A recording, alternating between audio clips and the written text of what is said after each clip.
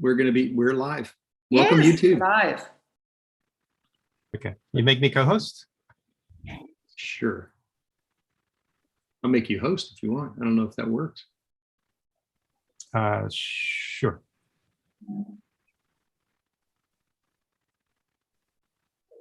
So do we admit people now?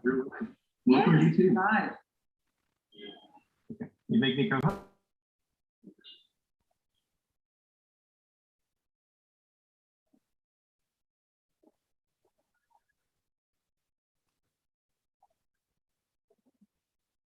Okay, shall we let everybody in?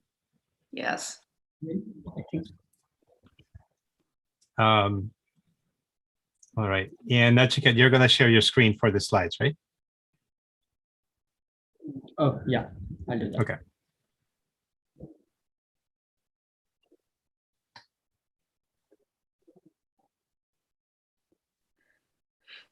Welcome, everybody.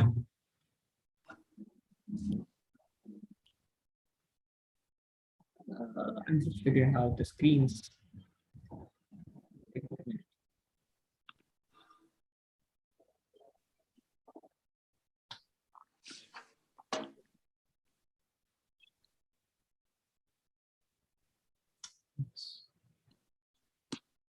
Hey, everybody. Welcome to Yeah, Wednesday Web Jam. What day is today? Wednesday. It's Wednesday. Hump When do day. we do Wednesday Web Jam? Thursday. We jam. Thursday. We jam on Wednesdays. Wednesday's Jam Day. We should make some jam one day on Wednesday Web Jam. You know. We always wanted that food session. Another one, I mean, like recipe session, cookbook session. There you go. Yeah. Jam, jam, Jam, jam. Yeah. Jam jam. jam. Hi, Suzanne. Hi, Ivan and Scott. Is it cold, Suzanne? A bit, yes. So. It's normal Dutch weather. Ah, that's why. No, I got to experience like when it's like a summer and it was so warm. So in my mind, Netherlands is warm and hot. Not cold. It can be 40 degrees too. Yeah.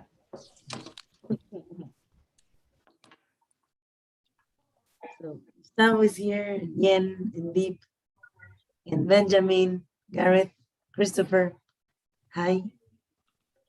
Welcome again. Al, of course. So we're getting Yeah. ready.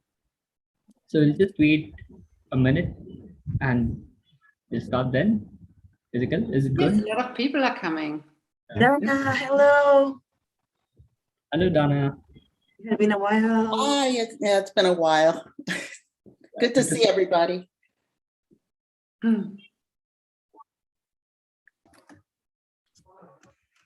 Good to do. Sylvain, Yes. we had missed you as well too. Where have you been? Oh, always had another meeting for 2 or 3 months at the same time. Oh no. But now you don't have it anymore and you're here. That's what matters. Right. Hi, Gustavo again. And Sarah. Where are you joining us from? Hi, I'm from Mexico. Oh, Muy bien. another one from Mexico. Good. Reinforcing the Latin American fraction. Muy bien. So good. Scott here from South Carolina. Where's Scott? Hello, hello. And Lisa. Go South as well. Carolina. Where are you at, Scott? Right now I'm in Myrtle Beach. Normally I'm in Charleston. Oh, right. Nice. I'm in Greenville. Nice. Welcome. So, hello, everyone. Should we start the session, Mark? Is it good? Are we good? Do we have? Or should You're the we- boss. Go for it. See, All yours. Yeah. I think so. I think so, Nachiket. Yeah. Okay. So thank you everyone for joining, and we are live on YouTube. So um, please feel free to share your screens and turn your video on or off as you may like. We will encourage you to keep your videos on and keep this session interactive. We welcome you all, and we are clumsy innovators, compassionate facilitators, cheeky co-creators, ignorant experimentalists, change makers, and hungry learners in this group. And we welcome everyone. And our motto is failing forward. So looking forward to have a very nice interactive session with you all. We believe in failing forward, and there's no other way. So we expect you to be kind, be nice, and be empathetic towards all the participants, and be open, and let's start the jam. So Awesome. Nachiket, yeah, just quickly, can you remind us about GDPR? yeah. Do you want to go with that slide? I'm just figuring out. Yeah. Sure. Just a quick note about GDPR. This session is being recorded and broadcast to YouTube. So if you do not wish to have your likeness or share online, we're just giving you a heads up. Of course, but as Nachiket said, we do welcome you and encourage you to keep your cameras and your microphones on, so we can make this session as interactive as possible. However, do mute your microphones when not speaking, so that we don't get any unintentional background noise during the session. Nachiket. Yeah, thank you so much. So let's start the session. So today's topic is systems thinking.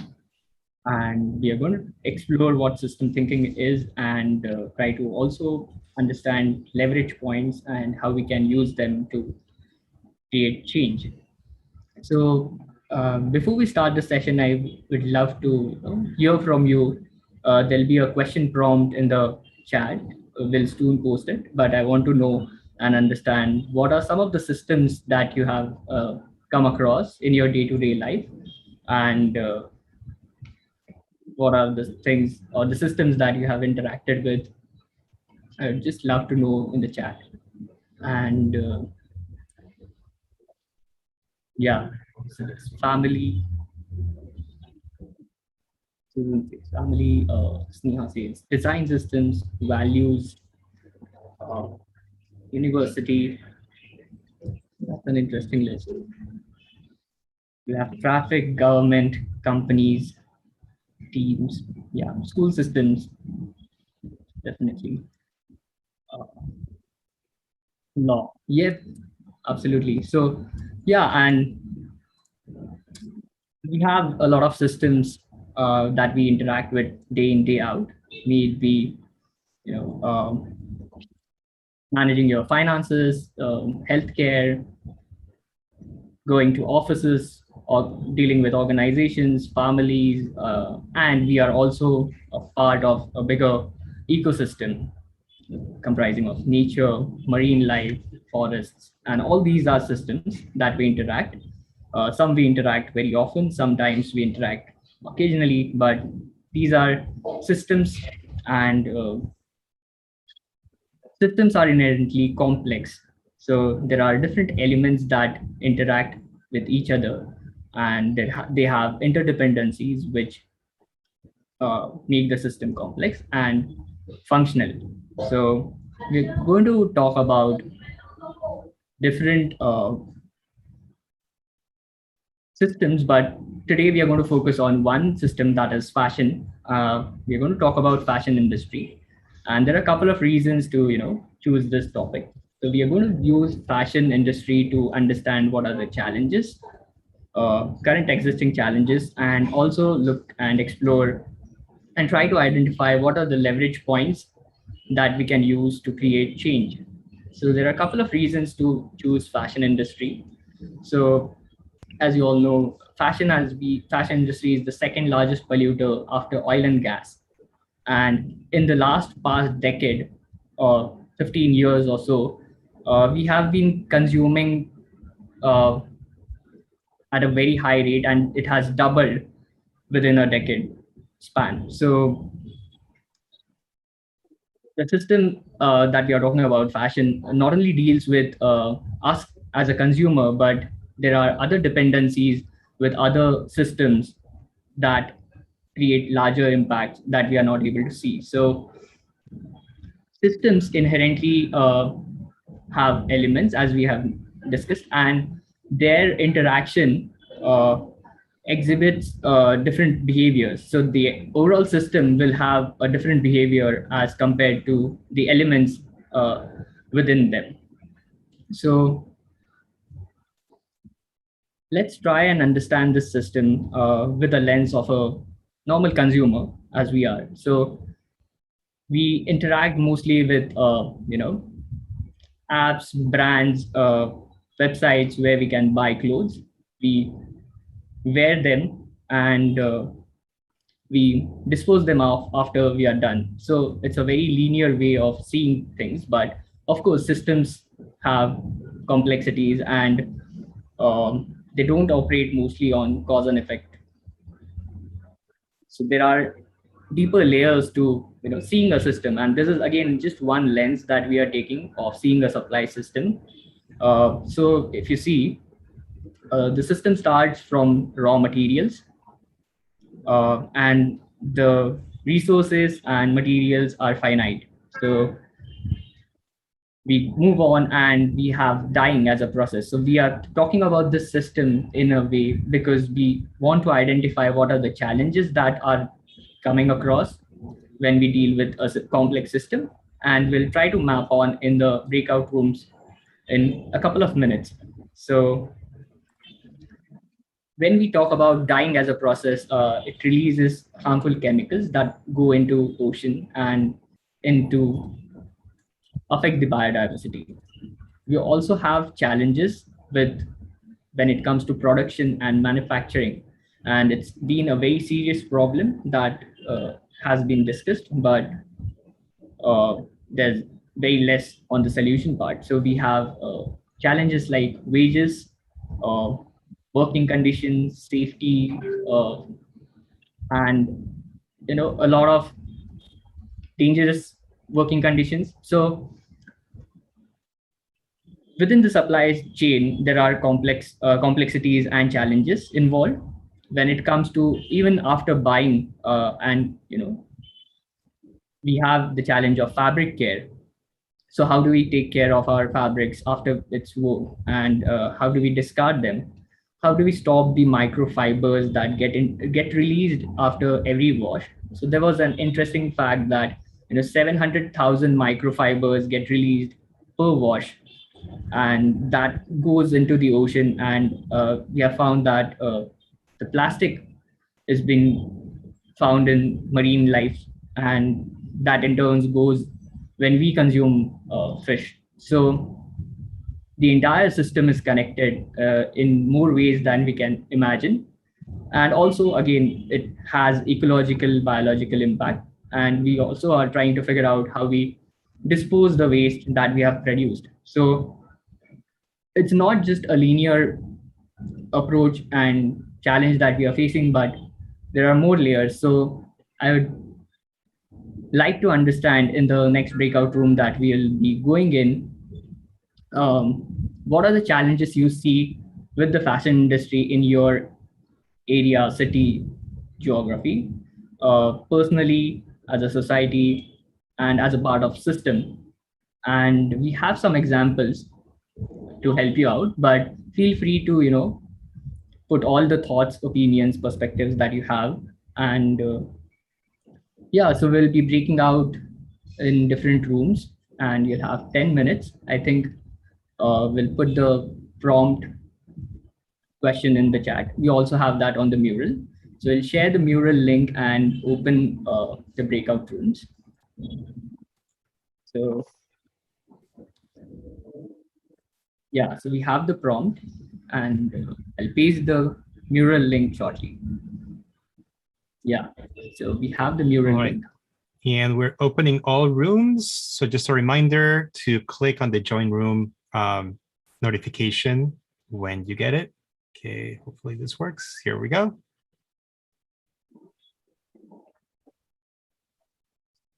Yeah. See you soon enjoy your discussions. And see you.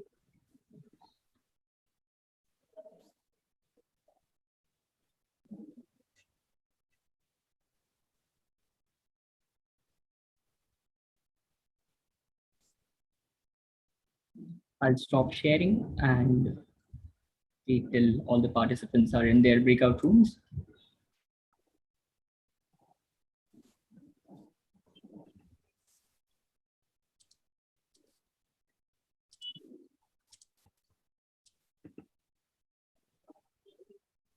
Okay. Everybody's assigned to a room.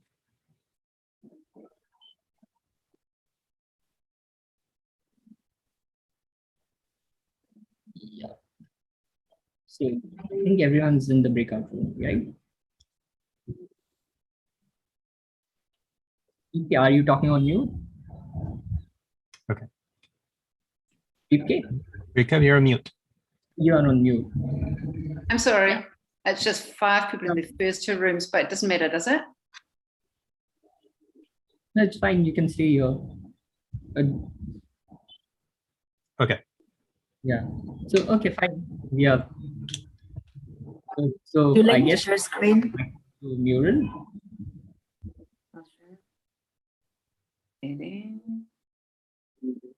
Oh, you're sharing this. Okay. Yeah. So yeah, I'd love to hear from all of you. What are your thoughts on, what are the challenges you have come across with the fashion industry personally or as a system? I'd love to hear. You can, see at the bottom left corner, there are 2 murals, so we can use them for the plenary. On the right here? No. Down at the At bottom. the end. There's so much communication going on behind on a second level. I'm just overwhelmed. Yeah. I was thinking instantly in my little daughter. Well, she's not very young. She's 17, and wow, instant fashion. That's just a thing that we've been discussing in the family, and that is just such a relevant system. Yeah, that's super relevant. And like I was thinking and researching, and we have seen a lot of fashion influencers coming in recent times. It has like surged. The numbers have surged, and we see exponential growth in terms of how fast fashion is consumed, and like the social media has fueled it and created more growth in that space. So yeah, just curious to see how it is going to go. I think that sometimes it's hard not hard, but when it comes to slow fashion, sometimes you don't know how to communicate, perhaps, and tell that story of why it matters and what there is behind the clothes or the process.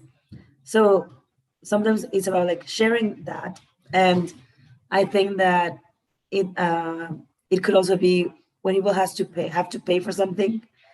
How can they also afford that particular garment on what it takes to create it? So I think that, let's say, I remember someone said like, "Oh, this pair of jeans are more than 100 euros because it's organic cotton," but maybe that same price for another person would be their income, right? Or maybe not even their income for that moment. So how can everyone together create it? Sorry, go Beefcake.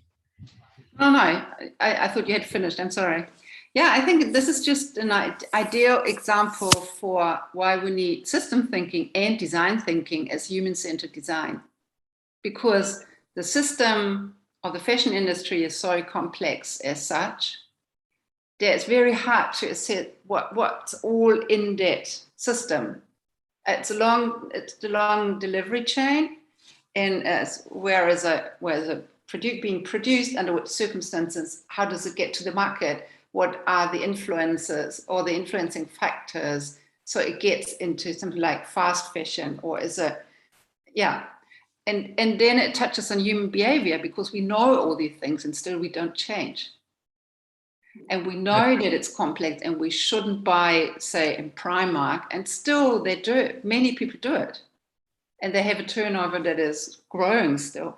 And so this is why we really need to consider how to change it and why we need, the system thinking and the human-centered design, both. Right. Al, you were saying something? I think that also when you mention like labor and wages, that's also very important to have in mind, because in the end, people just take for granted that or where it's being made. I think like in your country or in my country, right? That people take advantage of those wages. But so on the external aspect, they communicate something different, but that reality within their organizations is quite different. And people don't really or can't express or don't know how to really just say something because it has other consequences, right? Right. Absolutely. Yeah. So it's interesting, right? The supply chain, how it operates, where the brands are located, where it's getting manufactured, how it's shipped, where it gets disposed of, where it is going to get recycled. So the entire life cycle is very complex in itself. And we are not even talking about, the government policies or cultures and societies and different diverse cultures, how they embrace fashion with the changing times, and that's like another layer altogether. And that like reminds me as well, for example, yesterday I was watching a video about this company that creates certain bags. So when they don't sell certain bags, they just cut them and then throw them away, I mean. Sorry? And throw them away. Yeah, and throw them away. So they can't be used in any possible way. Or I mean, yeah, you could fix them, but like they do it on purpose. That's another driver really, because having things delivered to the home, everything that goes back, 2/3 of it has been thrown away. And that is just, whoa, revolting. Yeah, it's staggering, like the way we are producing. The supply is overshooting the demand, right? And still there are people who are in poverty, who are hungry, who are unemployed. And that's like just amplifying the gap that exists. So we are still trying to figure out an optimum supply chain to meet everyone's need in an affordable price. So that's interesting problem to solve in itself. It's like, so is what? Like keep participants back in a minute. So I want to add that when it comes to also like science thinking and how again we communicate, and back to the part of influencers or the media, what do we show to other people that it's valuable, right? Because if you fall into the trap of fast fashion, then there's someone who believes as well that that's good to have and that it should be part of your life. So people around it and who may not have this consciousness as well drive others then to believe that that's how it should be. And maybe those are the voices that are most heard, which influences the whole world, right? To consume in a certain way. Sorry for my throat. I need to drink some hot water or something. Hey, people are coming back. Oh, that's nice. You're gonna stop sharing, or yeah, so that we can see everyone. We have a lot of people. We have familiar faces. I see everyone joining back. And I'm excited to hear from all of you. What have you discussed? How was your experience in the breakout rooms? What were the challenges discussed? Anyone who wants to, turn on their mic and share or put them in chat, feel free to do so. Yeah, our group 3, had a good discussion. So Deepika, maybe you should give us a little bit of an overview of the themes that came up. Yeah, sure. Just a second, I'll just get on mural. Yeah, so I think most of us, we started with capturing some of the trends and then seeing the challenges within that. So we had points around consumerism and okay, sorry, I just was caught off guard. Just give me 1 second. All right. So we started with talking about the working environment and how it's the designers who are moving away from those hectic timelines that the industry demanded. So the challenge around those hectic timelines, and the other one is around the unsustainable supply chain, which is impacting the cost and availability. And then we moved on how consumers are demanding the sustainable options, and that is forcing the brands to move towards more environmental friendly options. So brands moving to recycling plastics from oceans for making products, and all of those other trends are a result of that consumer demand.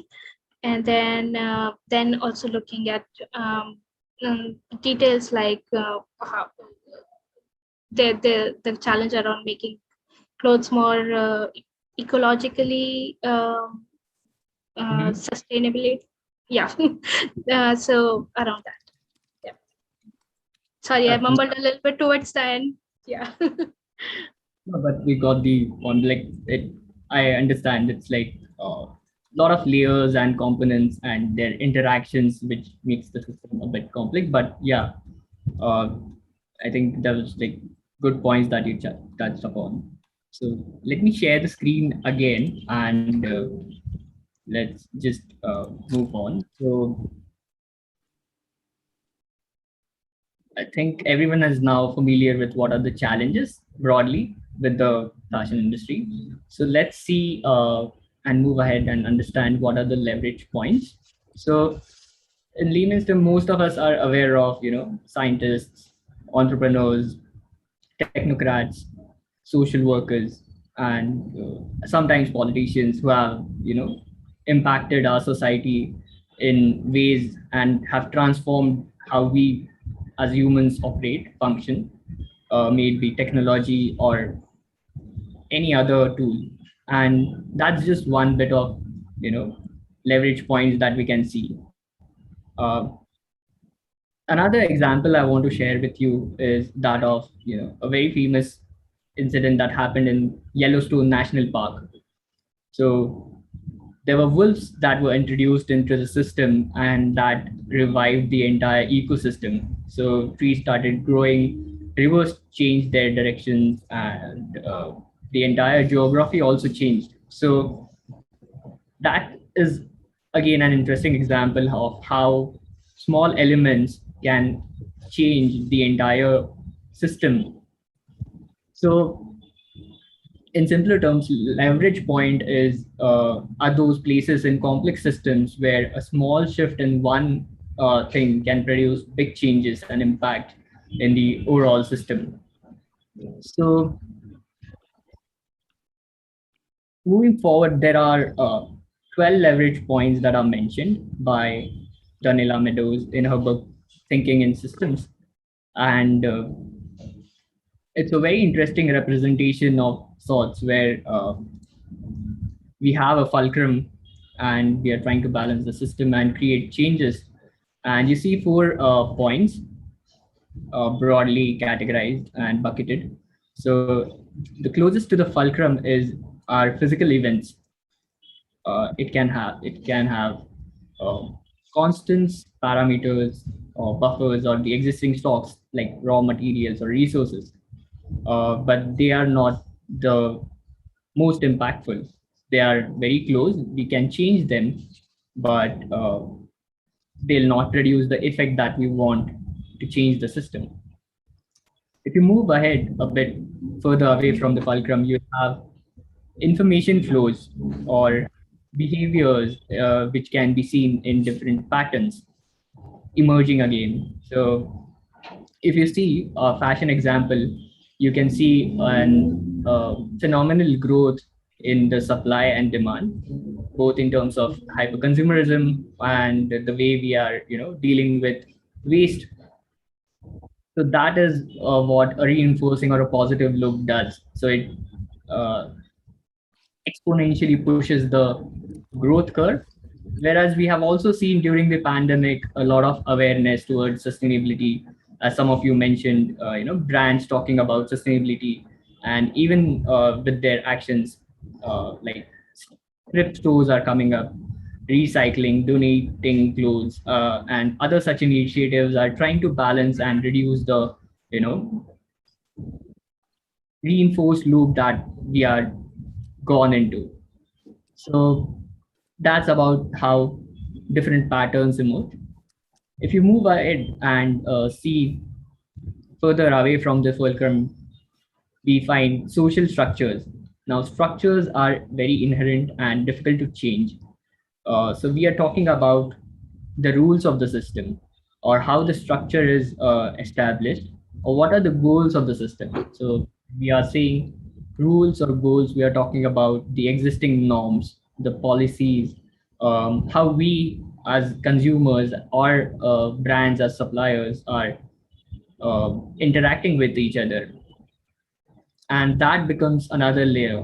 So how culture, we were talking about in our plenary session, that how culture has an important role to change and create impact. And the last part of it is of the fulcrum is the most difficult to change, have, but the change that it can create if implemented is phenomenal. So we're talking about mental models.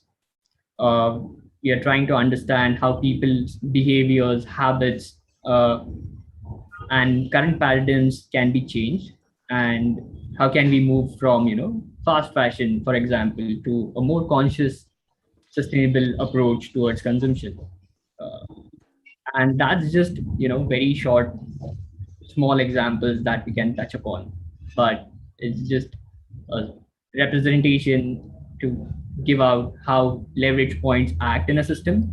So we would again go in another breakout room and try to explore the leverage points that we have just come across.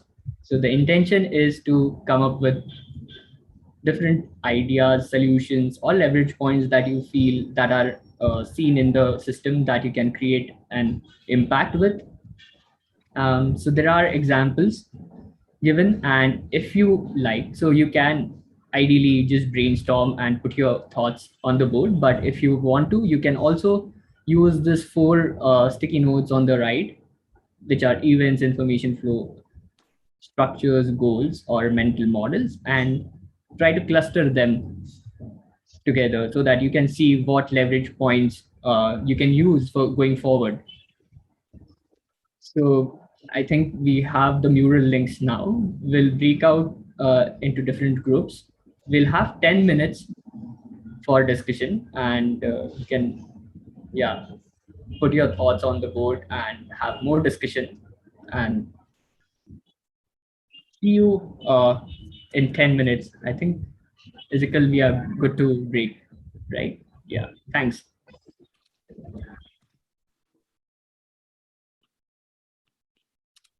So see you in 10 minutes. Bye-bye.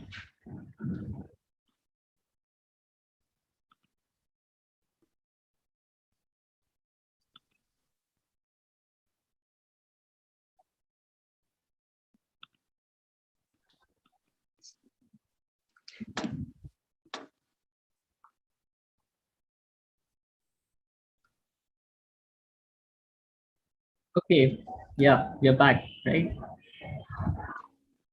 So I'd love to see what you have to add. What are the different leverage points you have come across or think can create substantial change?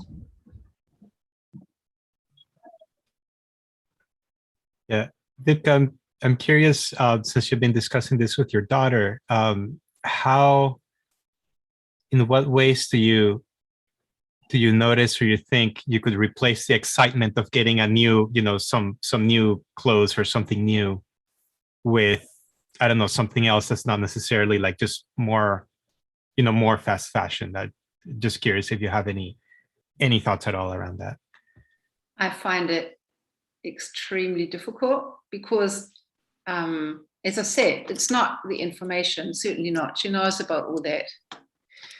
The only thing to try and make her reflect for herself is asking, like, she's more open to listen when, like, she explains what happens on TikTok, and TikTok is obviously highly relevant to create a need because it's got another algorithm and like very unusual things are pushed onto the surface. So like last year, all these girls had these white short mini skirts, like tennis skirts, and that came via TikTok. So she explains to me, and that there was obviously a Chinese company who was then producing millions and millions of these white short tennis skirts. So the girls buy them because they're easy to influence. They want to belong. And this is a value and a need, a basic human need. They want to belong to a peer group. They want to be on the top of their age group, maybe. And so it's very hard to come by and very hard to change that.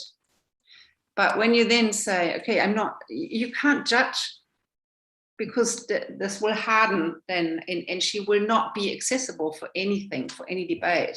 But it's maybe just enter into a conversation where you say, understand that, and just make it transparent what is happening and how the mechanism works. But this does have its limits. It's not easy. And it's not saying that she will now not consume or consume less, but maybe be more aware and then have her own ideas. I might just mute myself. Also, as a parent, if you're not demonstrating exactly the same behavior, it's really hard to get your children to change.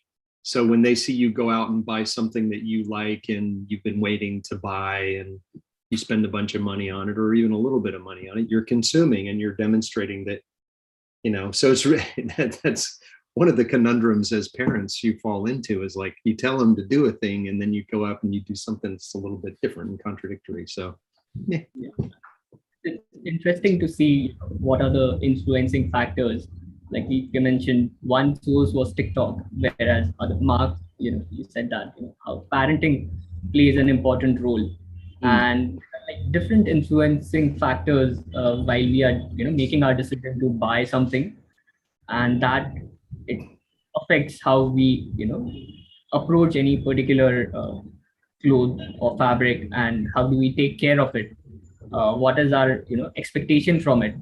Is it short term? Are we thinking of having it for a very long time? And I think it's interesting because we are talking about behaviors which are very difficult to change as a leverage point in itself. But I'm also curious to look and understand in different places how different governments or agencies or brands are having certain rules. Like recently, certain brands are moving towards having their communications aligned with sustainability. So does that have any impact, or are there any government policies that you have encountered which are like encouraging to have more sustainable decisions made? You mentioned something about like the part of repair and reuse and refurbish or upcycling, and something that we have quite local, because as soon as something gets broken or torn apart, we find someone to repair that. So it can be like from your shoes, and you would try to do it again and over again because maybe those are your favorite shoes, and you would do anything to just maybe keep them, let's say, to last longer.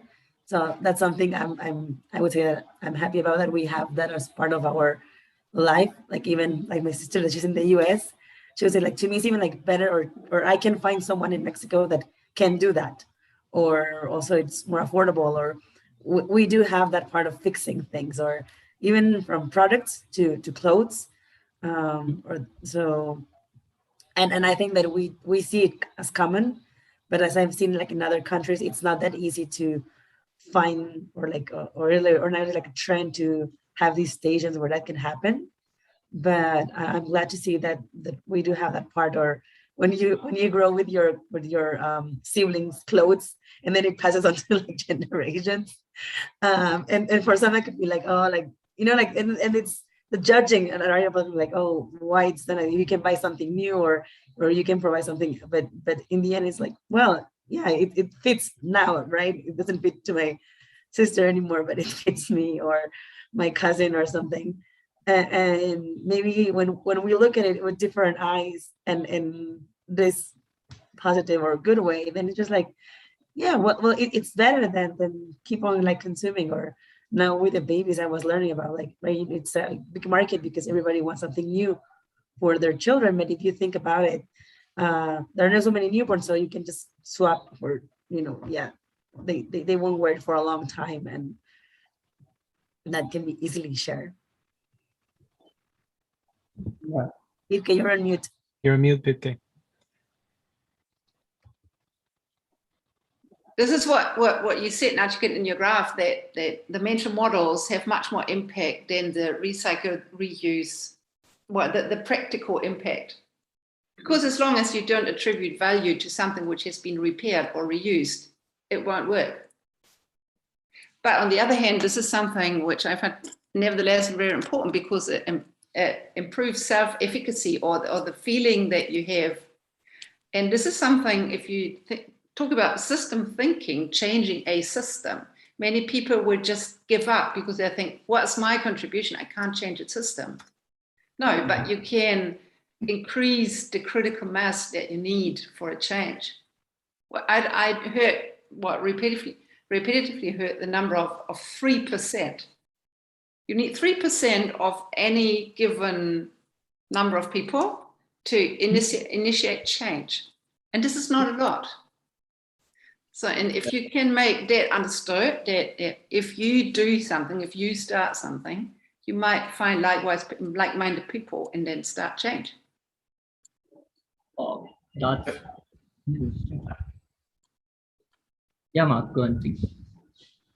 I think that something that I've been wondering if like the idea of a carbon tax, which, if you think about energy, is really involved in everything, but in particular in any kind of consumer good, almost everything is made of plastic.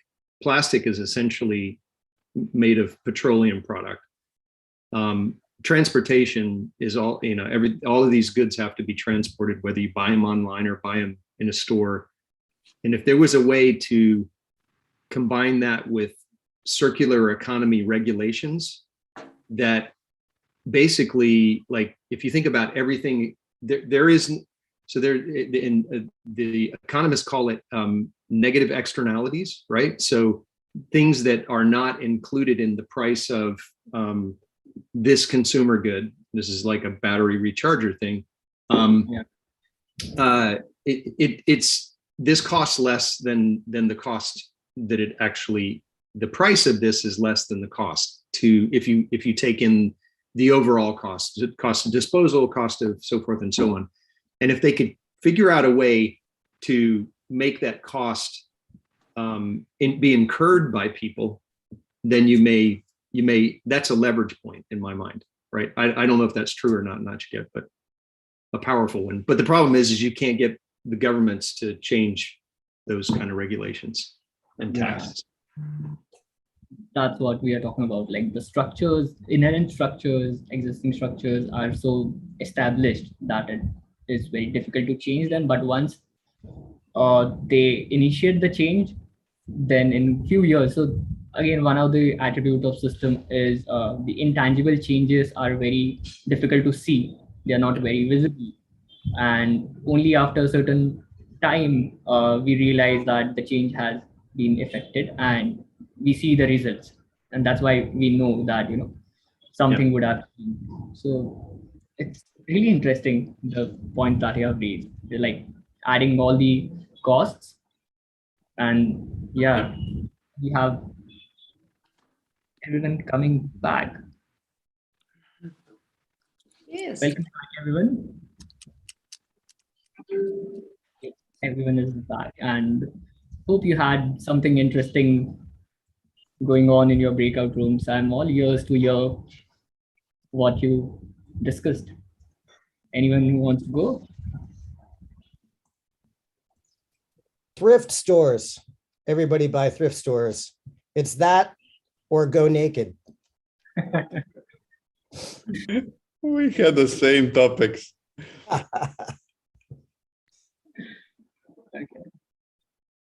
We had a pretty good exchange room 4 around that as well.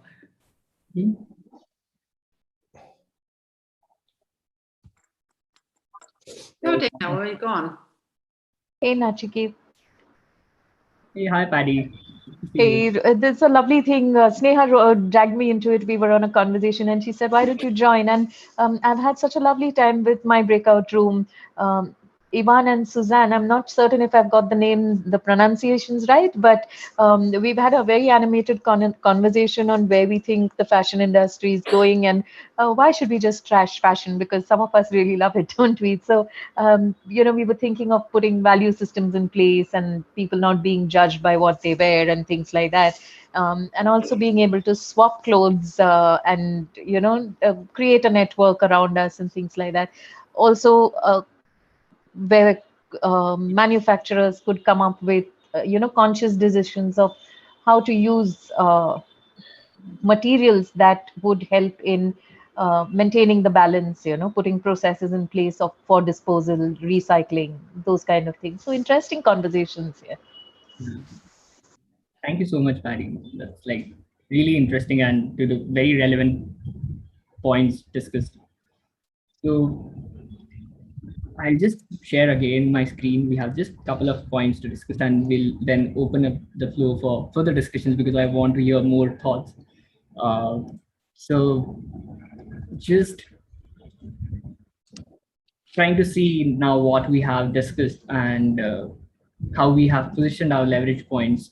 So there are like different buckets and categories in which you can cluster the leverage points together to see how you can create the maximum impact.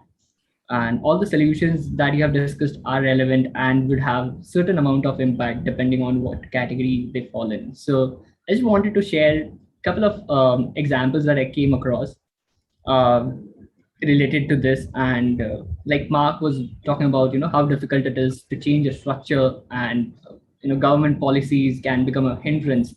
So I read a recent article where the French government is promoting a new policy which talks about right to repair, and it encourages the citizens to by technically rewarding and giving them incentives to be more aware about repair, refurbishing, maintaining their existing goods. They'll get reward points, and so will the suppliers and the other cycle which falls behind. So that is one example of how governments can initiate. So this is technically trying to change the rule of the games or having a new goal.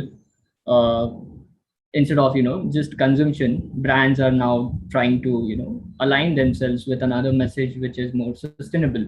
So that's trying to change the goals from pushing fast fashion to slowing down, making more conscious efforts to last the fabric long. So that's another direction that a lot of brands are taking. Also, we have seen a lot of surge in startups and brands that are talking about donating their old clothes and coming up with something with technically upcycling it and coming up with new accessories, bags, and a lot of things. So I think it's a nice direction that we can take. So I just want to go back and see that you can again go back to your murals later in time. I just want to discuss more now that we have the time, and see what different buckets of leverage points that the solutions that you shared fall into. So I'll just open up the floor again for everyone to share whatever things they have about sustainability, leverage points, and the entire system that we talked about. So all yours. Anyone who wants to share what happened in their breakout rooms? Mark? Yeah, I see. Yeah, well, I'll fill the space for just a second. We've done a little bit of work with systems design, and one of the things, or systems thinking, or whatever, thinking about systems, like using this way of looking at the world, methodology, whatever you want to call it. And one of the things that we worked on was mapping the system, right, to try to identify the leverage points. Can you share anything, or does anybody have any experience with that? I'm really interested to hear what other people's experiences are with mapping systems. I have a question on that. Wouldn't this be an example of mapping the system, what we're doing? It could be an input, Dana, I think, but the mapping that we did was talking about how different things, I'm just going to say things, so it's people,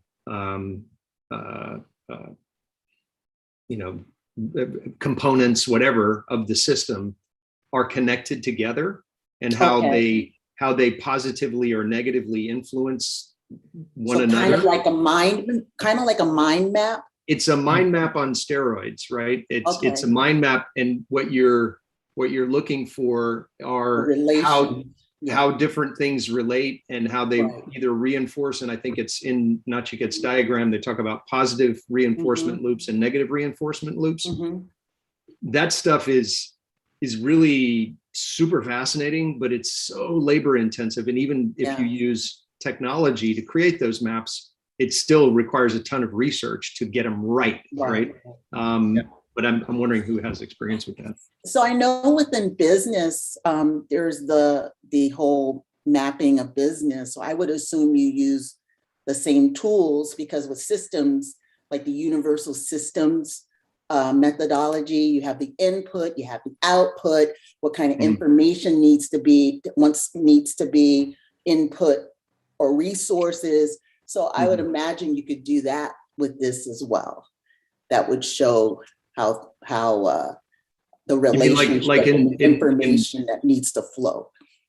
Systems in that sense, is that like IT systems design type of Well, thing? it's also used in business. It's used in manufacturing. So you can apply those same methodologies and tools to different industries and different, whatever you're breaking down. So yeah.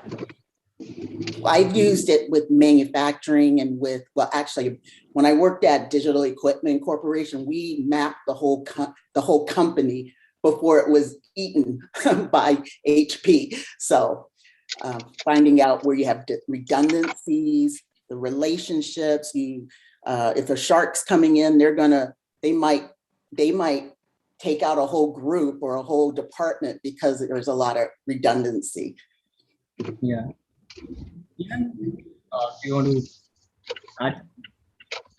Yeah, I just wanted to add on two things. First, let's start with mapping, what was just referred to. You have multiple layers of mapping, and we did, for example, now 2 layers of mapping. We did mapping of challenges, right, and then we mapped the solutions. And you have so many layers of these mappings, and you can see challenges that are related to so many solutions, or having so many dependencies, or of work, that the groundwork that needs to be done. And one of the topics is that you brought up now, it's recycling or repairing the clothes. So in order to be accepted in the society, you need to lay out the groundwork in society that is acceptable to wear repaired clothes. So somebody does not mock you, or you don't feel downgraded, or you can wear this in a public space, and this requires tremendous amount of work, and sharing the awareness that we touched base in our breaking room is one of the topics and challenges. So yeah, that mapping should be done, yeah. So on that, we talked about that in our room, Ivan. And so that would have been like example of mental models. And one of the things we discussed was the generation now, for example, my daughter who's 18, and then there was another person, was it SJ, whose nephew is of course younger.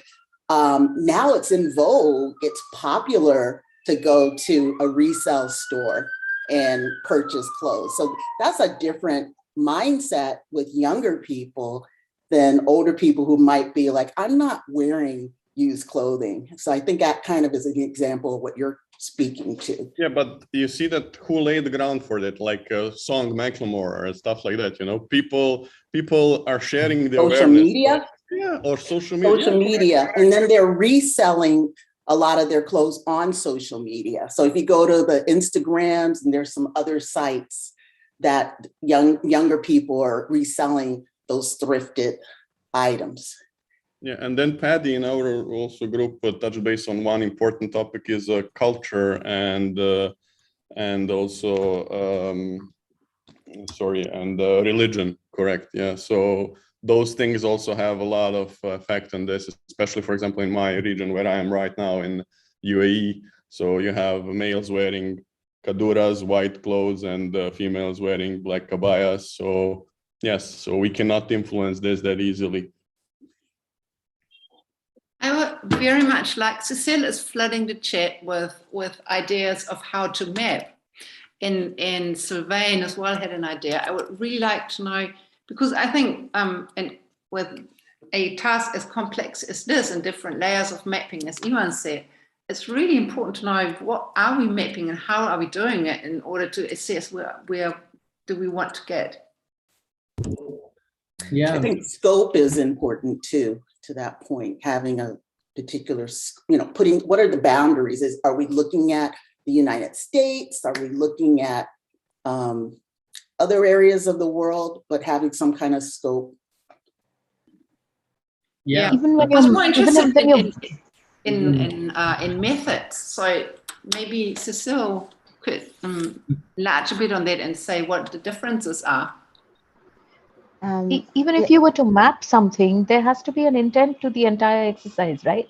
And you work towards that. So basis that, you then map it. If you're looking at geographies, or if you're looking at climatic zones, or are you looking, what is the basis on which what is the target audience? How are we trying to crunch it down? Is there an age group to it? I think there are a lot of parameters when we talk even about mapping processes.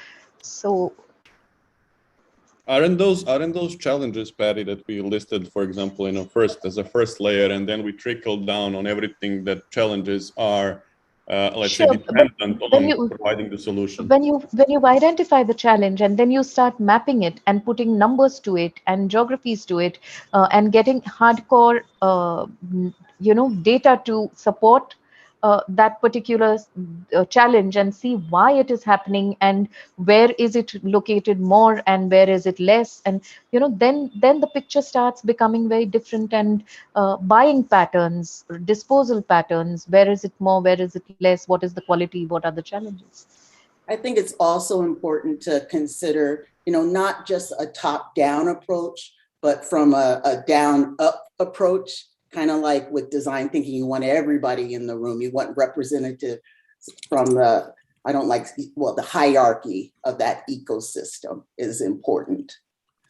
Yeah, I just want to add, like, when we talk about, complex systems, we have to think with in multiple ways, like going beyond hierarchies. Of course, there will be hierarchies top and down, and both will be important in terms of, identifying the leverage points, but the interconnections, interdependencies of certain elements, which are sometimes very strong and can have larger impact. And, the loops, even if we are not able to see right now, but certain elements which can have larger impacts going forward. If we are able to identify that, then the system becomes very complex. But very exciting to be relevant leverage points. So yeah, like you mentioned, like systems, before systems map, I think we'll have giga maps, and then we'll go through a lot of iterations within the system maps. Like Mark mentioned, it will have, leverage points, what are the hindrances, what are the inputs, outputs, and it'll be like a whole lot of mess, like you mentioned, maps on steroids. Absolutely. So yeah. Oh, and we are also short on time, so we'll just walk you through what we have for our next session, and stay with us because we'll continue this discussion in the backstage for another 30 minutes. So just hang on. I'll share my screen and say goodbye to YouTube as well. So before that, so this whole session designed because I was reading about thinking in systems, fifth discipline, and relevant books around this topic, and I'm really interested to know more and apply this approach. So thanks a lot for joining. And next week we are going for a walk, and everyone is invited. So please join us on the next Wednesday, which is 20th October. And we are there on all the social media. We have our website. You can use our QR code to scan and follow us on different social medias. And you'll get our live recordings on our YouTube channel as well. So feel free to go and visit us. And this is the lovely team behind the whole Wednesday Web Jam sessions that we conduct. We have a few members present here, and we would also love to have coffee if you want to share. So please do support us, which can help us manage our small technical requirements that we have at the back end. So please feel to do that. We have a QR code if you want to use that, and that's it technically and officially